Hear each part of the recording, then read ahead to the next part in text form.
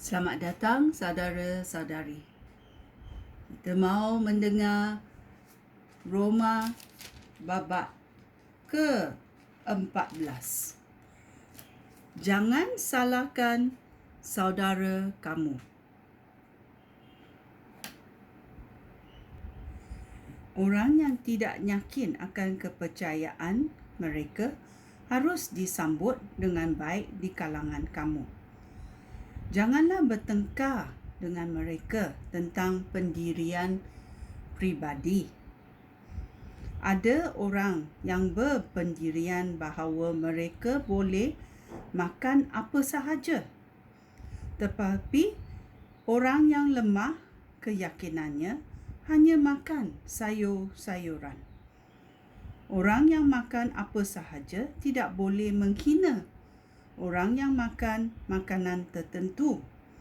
Dan orang yang hanya makan makanan tertentu tidak boleh menyalahkan orang yang makan apa sahaja, kerana Allah sudah menerima dia. Sesiapakah kamu sehingga kamu mahu menyalahkan hamba orang lain? Hanya tuannya yang berhak menentukan baik tidaknya kerja hamba itu. Sesungguhnya hamba itu akan berjaya melakukan kerjanya kerana Tuhan menolong dia. Ada orang yang berpendapat bahawa sesuatu hari tertentu lebih mustahak daripada hari yang lain. Sedangkan orang lain berpendapat bahawa semua hari sama sahaja. Hendaklah setiap orang yakin akan pendiriannya. Sesiapa yang mengutamakan hari-hari tertentu berbuat demikian untuk menghormati Tuhan. Sesiapa yang makan apa sahaja berbuat demikian untuk menghormati Tuhan, kerana dia bersyukur kepada Allah bagi makanan itu. Sesiapa yang hanya makan makanan tertentu juga menghormati Tuhan dan bersyukur kepada Allah. Tidak seorang pun di kalangan kita yang hidup atau mati bagi dirinya sendiri. Jika kita hidup untuk Tuhan. Jika kita mati, kita pun mati untuk Tuhan. Sama ada kita hidup atau mati, kita milik Tuhan. Kristus mati dan hidup semula supaya dia menjadi Tuhan kepada orang hidup dan orang mati juga. Oleh itu, mengapa kamu mengalahkan saudara kamu? Mengapa kamu yang lain menghina saudara kamu? Kita semua akan menghadap Allah untuk diadili. Di dalam Alkitab tertulis, sesungguhnya firman Tuhan, tiap-tiap orang akan sujud di hadapan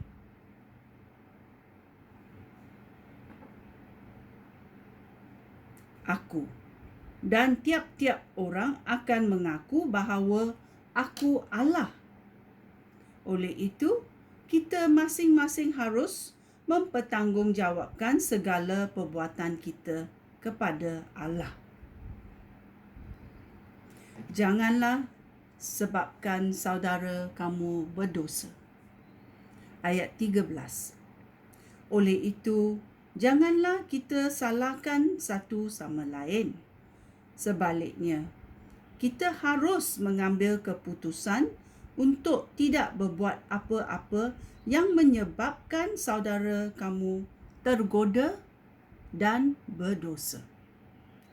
Kerana aku bersatu dengan Tuhan Yesus, aku yakin bahawa tidak ada sesuatu pun yang pada dasarnya najis.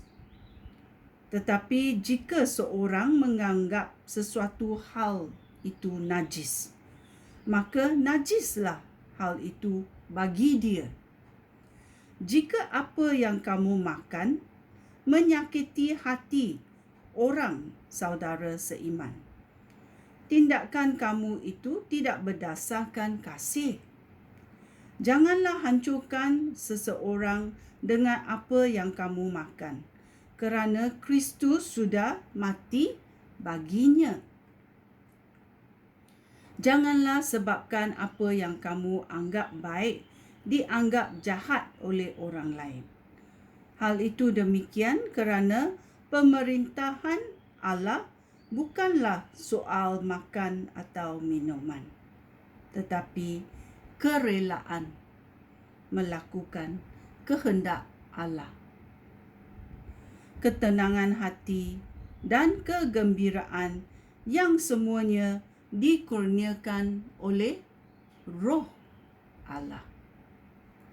Orang yang mengabdikan diri kepada Kristus dengan cara demikian menyenangkan hati Allah dan dihargai orang lain.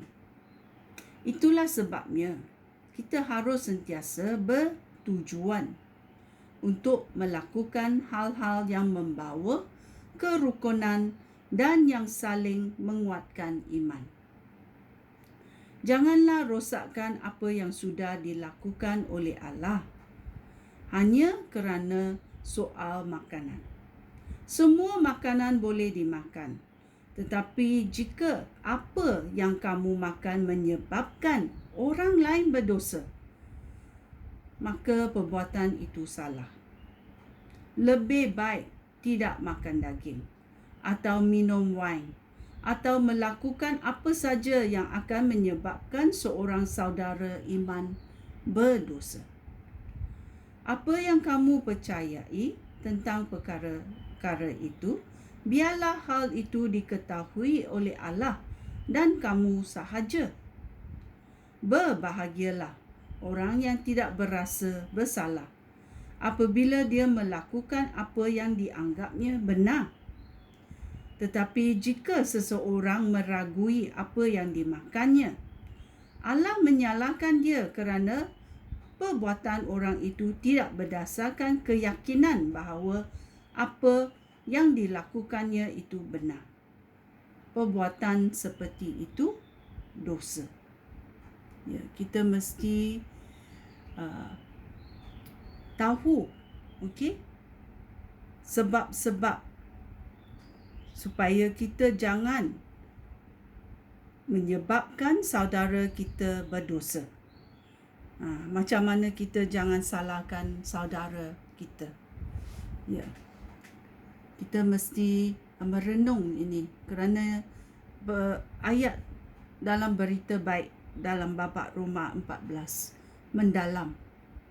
Okay, kita merenungnya dan mendengarnya ulang kali supaya kita tahu apa Tuhan mau berseru kepada kita.